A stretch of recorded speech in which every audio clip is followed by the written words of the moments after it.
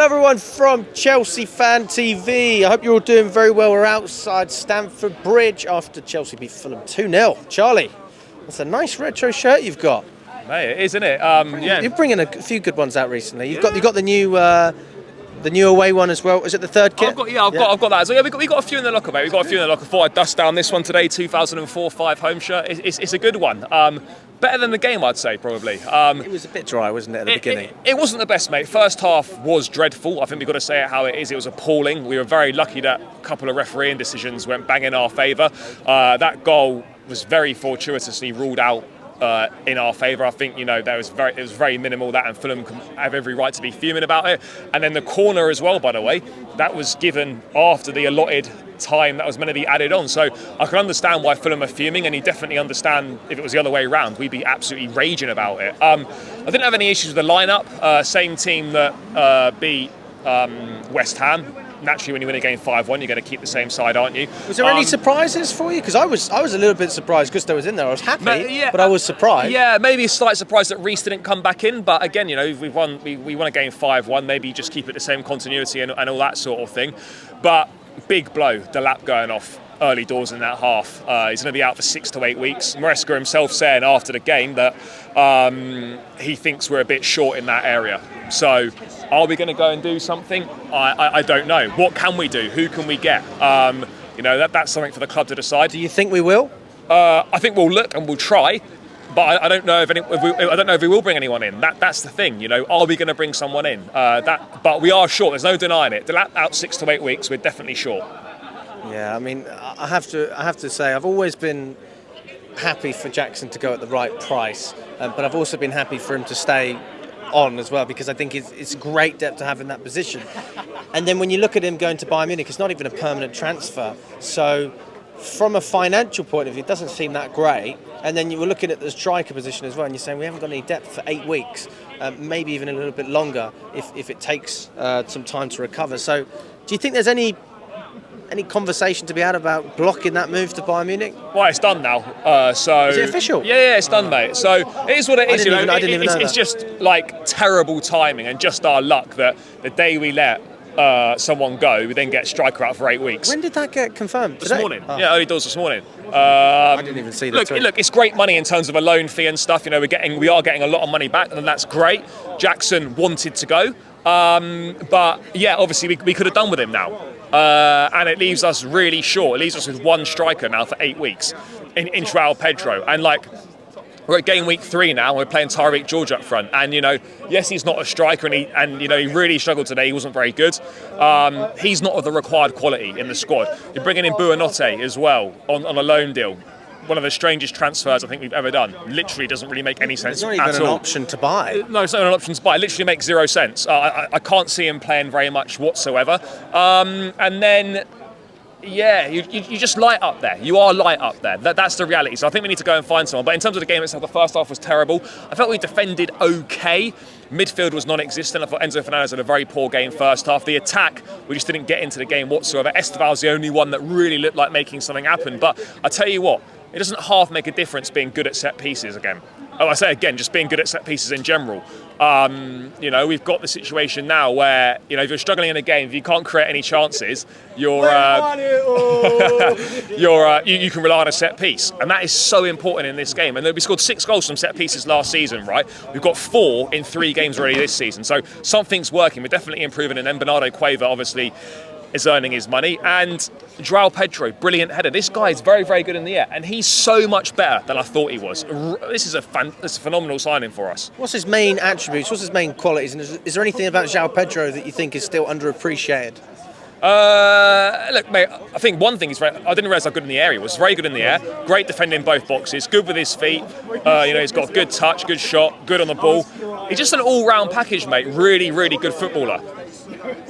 Yeah, I'm a fan. I did think we overspent at 60 million, but I mean, the more he continues with this type of form, then I think you're just going to continue to see Chelsea fans backing him. And and just being glad that we've got a striker who's competent and can play as a 10 as well. You've got that versatility, which you don't have necessarily with a Delap or a Jackson, although you could say Jackson can play on the wing. It's not the same. We saw Garnacho there today as well. He was sitting in the stands. Do you think that he's going to be a player that plays regular minutes at Chelsea? Because Gittins didn't start, and then it just seems like even on that left side, don't necessarily have enough quality to do what we want. No, there's not loads of quality on that left-hand side at the moment. Gittins obviously came on. Hard to judge him today because the ball barely got to him. Didn't do anything, but that's because he wasn't in the game. So it's very hard to judge him on that decision. I was surprised that he went for George over Gittins in that first half. I thought he'd put Pedro to the 9, shift Esteval to the 10, and Gittins would come on. But I was a little bit surprised to see Tyreek George come on at the centre forward. And yeah, that first half was as bad a half as we've played in a long time. It was just so poor. We were all over the place, all round in general. But luckily, the second half, a few tactical changes. Gusto pushing up much higher, dropped Enzo Fernandez deeper, and that made a huge that made a difference for us. That made a big difference for us.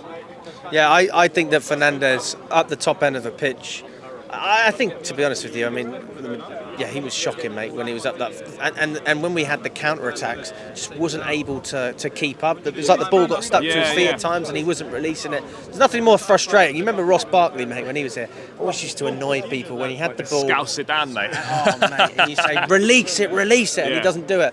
And one of Fernandez's qualities is obviously his ability to be able to pass the ball, but I don't think he's quite got what it takes when he's running to then pick that pass. He needs to set himself, like Toni Kroos. Don said that earlier. I think that's quite a good comparison.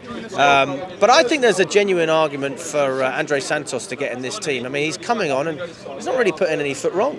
No, he's not. But I think as well, people are very quick to criticise Fernandez, and that first half was poor. So, and he knew that himself. He was fuming at half time when he was going down a tunnel. But second half, he was much better. And one thing you can't say is that he doesn't care and he doesn't love this football club, because he absolutely does. And the fans do reciprocate that. The vast majority do appreciate him and do rate him. There are a minority that don't rate him, and that's fine. People are entitled to their opinions, but he's going to be a very, very important player for us. But it's good that we can have Andre Santos to come on and start certain games, to give us a different option there. That's really important to have. And Caicedo again, outstanding. The guy trained once yesterday since the West Ham game and was brilliant again. Defensively, I thought we were pretty good. That's 1 goal conceded in 3 games now. I thought Chalobah was outstanding at the back. Tosin was pretty good as well. The fullbacks were decent. Sanchez didn't really have an awful lot to do. And overall, mate, it was positive that we picked the points up. That's the main thing. And 7 points from 9. We lost this game last season, so we won it now. And I don't think you could ask for too much of a better start, considering the disjointed pre-season and that, to take 7 from the first 9 with 1 goal conceded. Oh, I think it's a great start. I think it's almost like I don't know what the word is. When we had the Crystal Palace game, all that hype sort of got squashed, didn't it? And then the West Ham game comes, everyone's happy, but I still don't feel like there's that hype. And I think that's a good thing for Chelsea. I think it's good that the expectation isn't to win the league. We want to compete, but I don't think we expect us to do it. Maybe that can be something that turns out in our favour, because I don't feel like there's necessarily that pressure or that toxicity in the stadium. It feels like it's very vibrant and everyone's just in good spirits. I mean, there's always an expectation to win everything we're in. Yeah. But it's not like, do you know what I mean? It's not like, oh my God, we must. Yes. There's not that feeling right now. But of course, everyone wants us to win the league and everyone wants us to compete as good as possible. And I think we are building a side that hopefully over the next year or 2 will be capable of winning the title and competing the title and, doing good things at the top end of the table. Let's not be naive. The gap between us, Liverpool, Arsenal, City, is still big. There's still a gap there. If we can close that this season, that's a positive step in the right direction, add a trophy. We've got a good team, but I do just worry about some of the depth in key areas. I think not signing a top goalkeeper, not going for a centre-back, and if we don't go for another striker, those are things that are going to cost us, I feel personally. Yeah, I mean, I don't know what to think. I do feel more vulnerable than I did. Having Delap, such a key asset, man, and I do feel like we've lost some real firepower. And also, just Maresca can't do as much with this side if he's not able to make changes, if you're reliant on one player. So definitely an argument to be had there. Let us know in the comments what you think we should prioritise. Because I do think that if I had to pick one position right now that we sign, I'd probably pick a striker. Yeah. But I don't know if I could justify us paying big. So I'm looking at a loan deal or something like that, just so someone can slot in and keep it a little bit more comfy. Yeah, we are gonna have to look at a loan. Potentially. I don't know if we've got the financial manoeuvrability with the UEFA restrictions to sign anyone for a decent amount of money. I think we could be looking at a loan deal. That's very difficult at this late stage in the window to find someone of the required quality to come in and do a job. But I felt we were light anyway. So now that Delap's down for 8 weeks, we're definitely light. And dare I say it, what happens if something happens to Pedro in the next few games? I know it's what ifs and worst case scenarios, but you've got to think worst case. And so we've got to go and find someone. Now there's talk of Fermin Lopez. Again, he's not a player that can play as a number 9. You could try as an emergency, but I think we've got to be looking at something different. What's your take on Fermin Lopez? Because there has been a lot of talk. Mate, I like him. Good player, talented boy. Come through La Masia, Barcelona Academy. Great footballing education. Good player, Spanish international, Similar to Xavi Simons, but more of a box crasher, more of a goal-scoring threat. So, yeah, I think that's going to be interesting if we go for him. It's Joey. Yeah. Always a pleasure to see Joey. I mean, listen, before Joey crashes your interview, mate, I mean, how would you summarise Chelsea up until this point? We got an international break, and where do you see us going when we come back against Brentford? I mean, look, it's been steady. It's not steady if unspectacular, but 7 points from 9 on the board. That's all you want from this point of the season. Early doors, get your points on the board. The performances will come and the improvements will come later into the season. So I think last few days of the winter is going to be key, but I think we're in as good a position as we could have hoped to have been in. I think I think that Chelsea will be fine, mate, if I'm honest, as long as we don't fuck about. I think January, what we saw last season, was very risky business, not back in Maresca. You can't make that mistake in the summer because you're not just setting yourself up for failure in the first half of the season. You're putting yourself under pressure in January anyway. So get it done now, and then you don't have to worry about it. I haven't got a clue who we can sign. I mean, that's not our job. It's up to the people in charge that pay a lot of money to make these decisions. There must be someone. So we've got to look at doing it because we are otherwise taking a massive gamble, big risk, and leaving ourselves majorly short. And it's just a disaster waiting to happen. Big up to you, my friend. Thanks so much.